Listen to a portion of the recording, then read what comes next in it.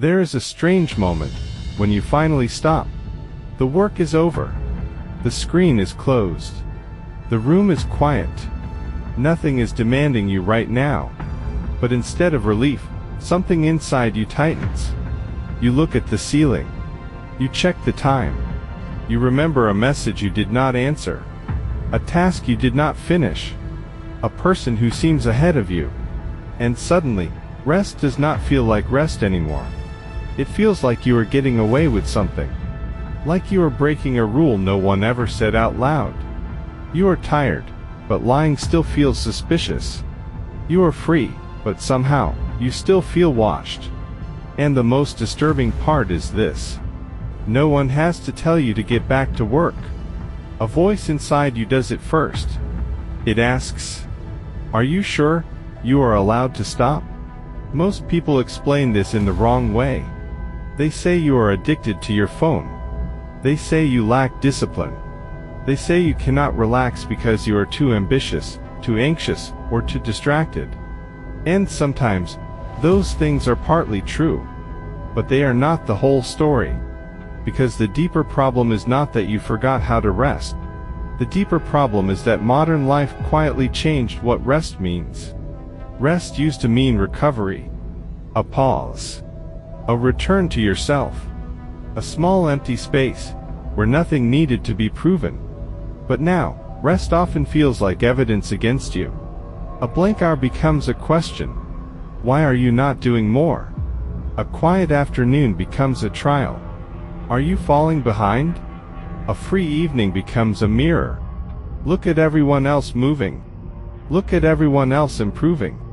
Look at everyone else becoming something. And once your mind learns to hear silence this way, stopping no longer feels peaceful. It feels exposed. This is the hidden system. Modern life has turned the self into a project. Not a person. A project. Something to manage. Something to optimize. Something to measure. Your body has steps. Your sleep has scores.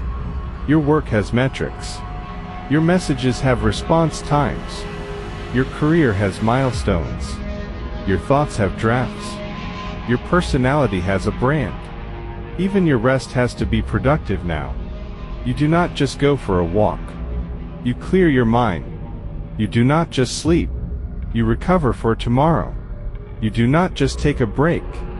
You recharge. The language sounds harmless, but it hides something dark. Even when you stop working, you are still being asked to justify the stop. Rest is no longer allowed to simply exist. It must explain what it is useful for. And when usefulness becomes the price of peace, peace starts to disappear. This is why free time can feel so strange now. Because free time is not the same as freedom. You can have an hour with nothing scheduled. No meeting.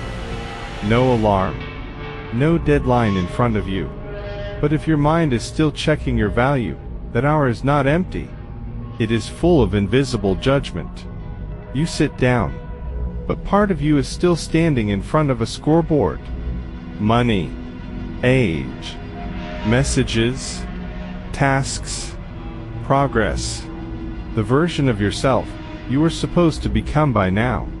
And silence does not remove those things. It makes them louder. That is why rest can feel dangerous.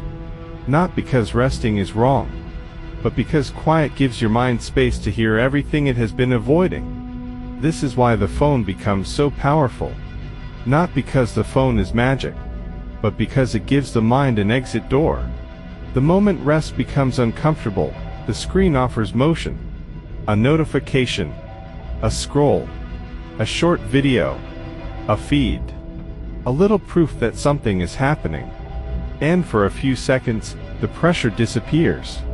Not because you solved it, but because you escaped the room where you could hear it. This is the cruel trick. The phone does not always steal rest directly. Sometimes it rescues you from the guilt of resting. Gives you something to do while doing nothing. So you no longer have to face the strange discomfort of being still. But the escape has a cost. The more often you leave silence, the more silence starts to feel dangerous. The more often you feel empty space, the more empty space feels like a threat. Slowly, your nervous system learns a new rule. If nothing is happening, something is wrong. That rule follows you everywhere. Into your bed. Into your weekends. Into your meals.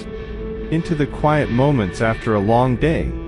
You may not be working, but you are not recovering either. You are suspended between pressure and distraction. Too tired to continue. Too guilty to stop. This is why burnout does not always look like collapse. Sometimes burnout looks functional.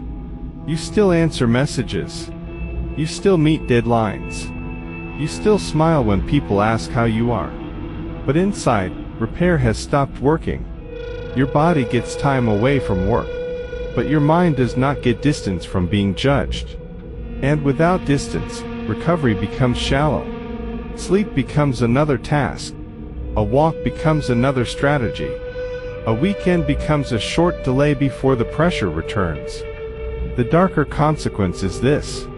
Life starts to lose its private spaces. The bedroom is no longer only a bedroom. It is where work messages can reach you.